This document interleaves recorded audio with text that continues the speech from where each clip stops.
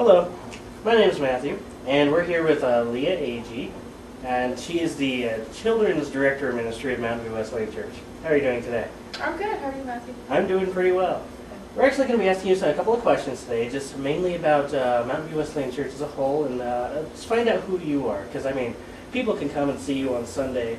They may see you in a couple small groups during the week, but they don't really get time to sit down and talk with you and get to know who you are. So we're just going to go ahead and find out who you are. Okay. All right? Sounds good. So let's go ahead and first start off with, well, how long have you been going to Mountain View? Our family came to Mountain View Wesleyan in March of 2000. And it's kind of a funny story. We had moved in with my husband's parents in November. His mother was very ill and his dad needed some help taking care of her. And I was just praying. We didn't have a church family at the time, and I was praying, God, go ahead and into this time of challenge. I know we need that undergirding of Christ's body, and so we were praying, and we received in November an invitation to the Live Nativity. And although we didn't make it to the Live Nativity, we did make it to service shortly thereafter. Excellent. And it was just a very natural fit for us. Excellent. So, Leah, now, what are your passions in life? Children is one of my top passions. I love being with them, hanging out with them, teaching them about God and answering their questions, joking around with them, just building a relationship with them. I find that kids are very honest and easy to relate to. Another passion that I have is for learning God's Word. I'm currently a student at Nazarene Bible College, and I love my classes. I love the work that I'm doing there, and I could definitely see being a lifelong student. Excellent. And, well, I guess tied to that would be, how do you feel about prayer, fasting, and worship? Prayer, fasting, and worship are three key spiritual doctrines for any Christian that we're all called to practice as part of our walk with God. And while I don't know that I would value any one over the other, I believe that there are certain times that each of these would take precedence in our life, and God would call us to practice more. Okay. Now, you've been the Director of Children's Ministry at Mountain View for some time now, and in early 2000, or late 2008, or early 2009, you're going to be moving into a new building. What do you see as the future of the children's ministry at Mountain View? Future for children's ministry. I can see us growing just exponentially in this new building. We will have room for, I would guess, between 200 and 250 kids per week. That would include Sunday mornings, Sunday nights, and all of our special events that we do throughout the year. Okay.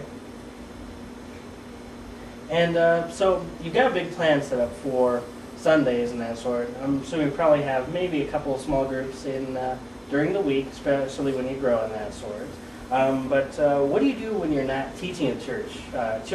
Teaching the children at church? When I'm not at church, I'm a full-time student at Nazarene Bible College, and I'm seeking a degree in Christian counseling so that I can work with kids and families and kind of go to a deeper level with that. I like to hang out. I have two boys of my own, 16 and almost 12-year-old, and so hanging out with them and doing things with the family, definitely a priority. Excellent. Well, I mean, you have a lot of responsibility leading the children to that closer relationship with Christ. You're already pursuing becoming a counselor and that sort, going to school. Really, I guess a big question would be, how are you held accountable during all this time? I would say my first source of accountability is God himself. He's been very good about pricking my heart and showing me when I need to reevaluate things in my life and maybe restructure, reprioritize.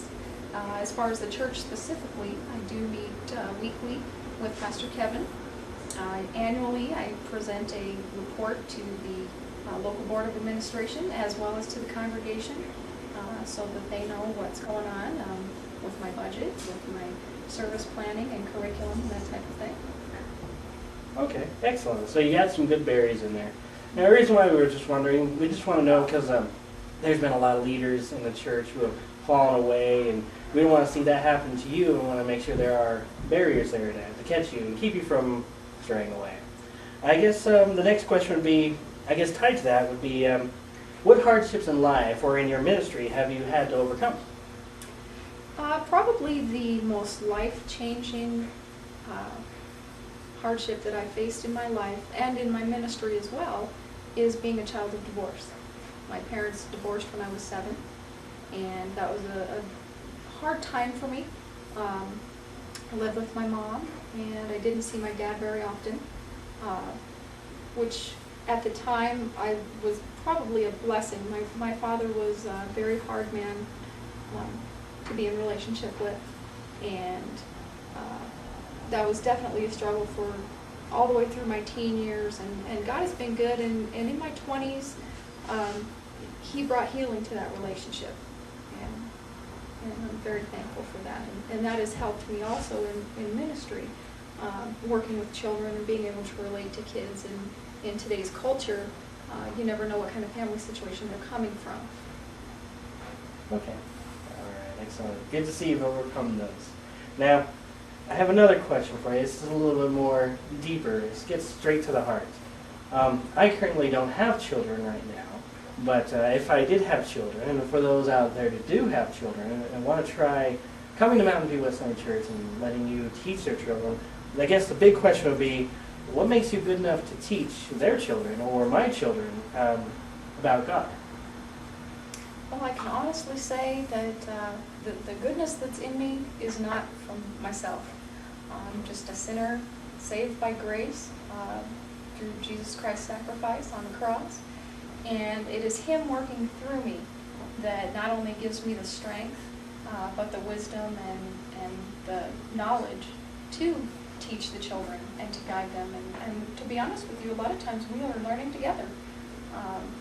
In the lessons that I prepare, draws me closer to God, better prepares my heart to minister and serve the kids.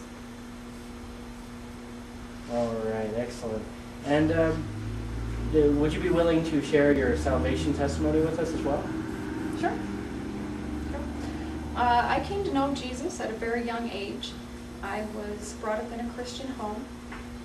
We went to church every Sunday up through my teen years. And at that point, I kind of wandered away some, wasn't as convinced that was all for me. But I did come back to Jesus as a teen, and He revealed that He was the healer of my hurts, and that it was through relationship with Him that my heart was healed, that my life was brought back on track, and that happened in my early teens. I was about 13 when I was baptized and came back to God, and I had some struggles with Him along the way, but He's been good to remind me when I'm having those challenges that ultimately it is the relationship with Him that's going to bring me through them. All right. Thank you very much.